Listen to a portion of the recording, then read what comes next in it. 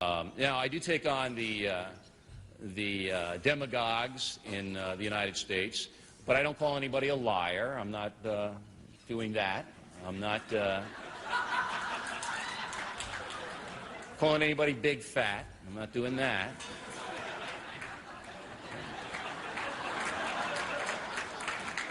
I'm not too big on that kind of stuff, you know? Trying to elevate the discourse here. All right?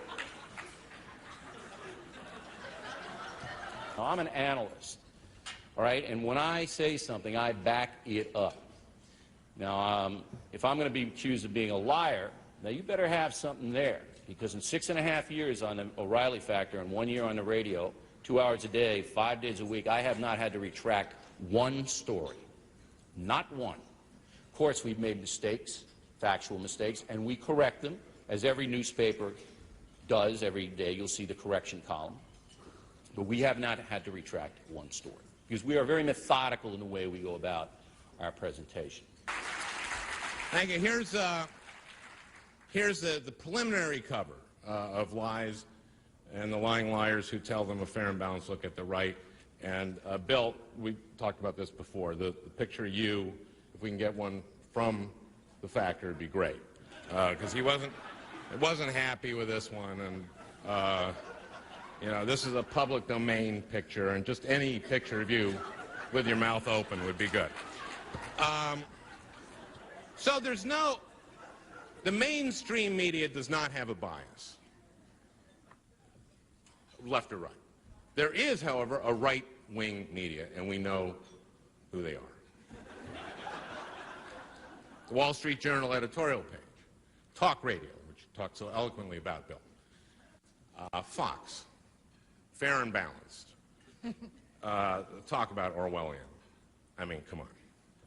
I don't want to run over my time, but the book is very wide-ranging and it gets into a lot of things, and one of whom, and I know you don't like name-calling, and I know that you say you retract everything, but I do have Bill on the cover, and I want to just justify it, okay? Can I borrow your water?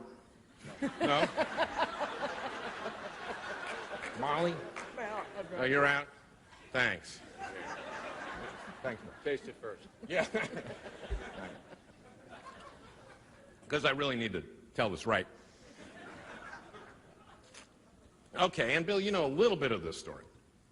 A couple years ago, I'm watching C-SPAN, which I love to watch, and I see Bill promoting his book, No Spin Zone, and he's on. It's a format like this, actually. It's a moderator just with him, though, and he says the moderator says something like, "You hosted Inside Edition, which was a tabloid show," and Bill says, "Tabloid show? We won 2 Peabodys." And the guy said, "Well, yeah, but you got to admit, it was kind of a tabloid show." And he goes, "Peabody's only the most prestigious award in journalism. We won 2 of them." And the guy says, "Well, yeah, but it had kind of a tabloidy format." And he says, "You want us to give our 2 Peabodys back?" So I'm watching this, and I'm going like, Inside Edition never won a Peabody. So I nexus Peabody and Inside Edition. And I do get 3 hits, and they're all Bill saying on his show that Inside Edition had won the Peabody. Here's one from August 30th. I anchored a program called Inside Edition, which has won a Peabody Award. There it won 1. May 8th, you won 2. Well, all I've got to say is that Inside Edition has won, I believe, you did qualify it, 2 Peabody Awards, the highest journalism award in the country. And then on May 19th, 2000, you go into this long thing about, someone says it's, Neville says, he says you hosted Inside Edition, you say correct, which is considered a tabloid show, you say by whom? By many people, does that mean, and then you say we throw the Peabody Awards back, we won Peabody Awards. So I go to the Peabody website and look for Inside Edition Peabody Awards, and there aren't any, and I call the Peabody people, and I said, did you guys give Inside Edition a Peabody? And there was some laughter. And, you know, because I'm thinking, what was it for, you know, How Bare is Too Bare, or, you know, something on Madonna's first the father of her first baby, maybe you won it for. But they say no, they've never won it. So I call Bill, and you were really nice. You called me back. And you said, yeah, what is it, Al? And it was very warm. And I said, I saw you on C-SPAN. You said you won, Inside Edition won 2 Peabodys. Well, we did. I said, well, you really should talk to the Peabody people about that, because they don't think you did. And he said, I'll call you back. Calls me back 5 minutes. You remember this? He says, okay, it was a poke. I say, a poke? He said, yeah. It's just as prestigious as the Peabody. I said, so there are 2 most prestigious awards in journalism. He says, Al, it's very, very prestigious. I said, well, okay, don't you think it's odd that you got it wrong about a journalism award? And he says, Al, if you want to go after me, go ahead. So I say, okay. So I call the Washington Post. I call Lloyd Grove at the Washington Post, and I tell him the whole thing, and he calls Bill, and Bill says Al has a jihad against me or something, so I got to poke. Now, Bill, see, I had sort of expected Bill to go, gee, Al, thanks for pointing this out. Boy, is that embarrassing. Woo! Boy, I don't want to make that mistake again. No, but it was, go ahead, go after me. So Bill in the thing acknowledges making a mistake, so big deal. You go on your show and say big deal. About a few weeks later, a columnist from Newsday picks it up and writes a column called Not All the Facts on the Factor of Facts or something like that. And then you do a little special thing. You're out with Michael Wolff. And on Attack Journalism, you introduce a personal stories segment on Attack Journalism. This is personal to me because some writers are really violating every tenet of fairness in what they're saying in print about your humble servant. And then you say, I'll give you an example. Guy says about me a couple weeks ago, O'Reilly said he won a Peabody Award. Never said it. See, this is why you don't retract things, because you just continue. You can't find a transcript where I said it. There is no one on earth you could bring in that would say I said it. Robert Reno, Newsday, a columnist, writes in his column, calls me a liar, all right? And it's totally fabricated. That's Attack Journalism. It's dishonest, it's disgusting, and it hurts reputations. Wolf, the media critic from the New York Magazine, says it's also incorrect journalism if it's wrong. It's wrong. Okay, well, then the guy made a mistake. No, come on.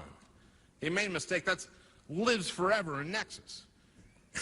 And he did write a column, and did he write a column the next day saying he made a mistake? Well, obviously you should. Usually I find if someone made a mistake, if you ask them to correct it, they do correct it.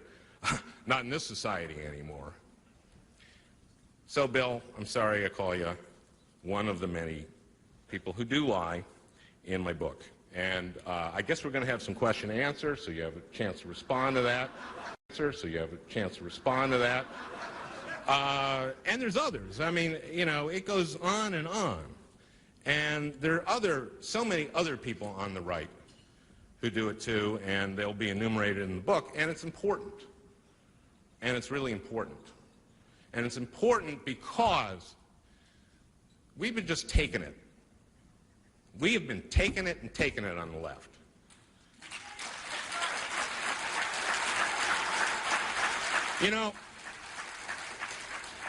I went to that Wellstone Memorial. The next day I hear Rush Limbaugh on the radio going, "There was no memorializing, my friends."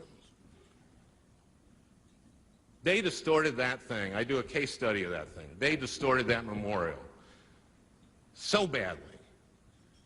And I wish Tucker were here today, because Tucker the next day said that Republican senators who had come, who were friends of Wellstone, were shouted down by people, by the crowd, when they were trying to speak, when they tried to speak. That wasn't the format of the memorial. There was lie after lie. Weekly Standard, Christopher Caldwell did the most vicious thing on that, on the Wellstone Memorial. Did not see it. All he saw, I think, were some clips on Fox that Mr. Hannity had put together. So I got this chapter and verse, and I got it. And we're not going to sit for it anymore. We just aren't.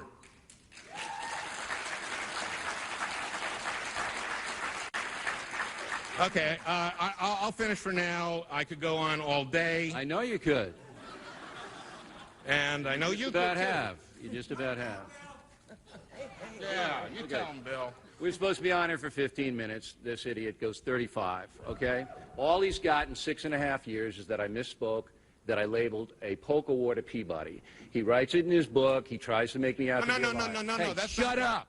No, You had shut your up. 35 minutes. Shut up.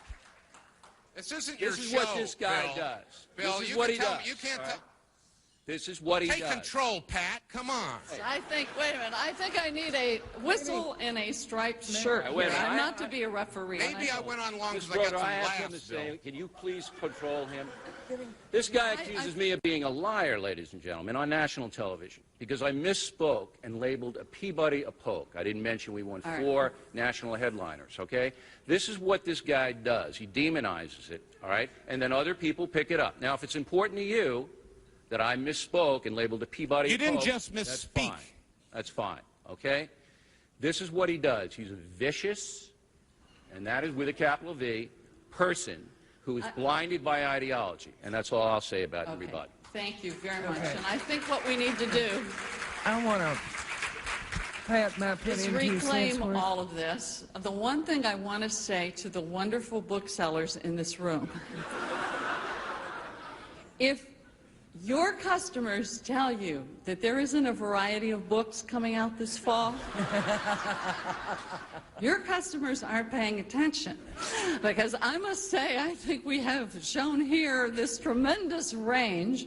And I think one of the things that all of us stand for, booksellers and publishers very vigorously, is free speech and freedom of expression. And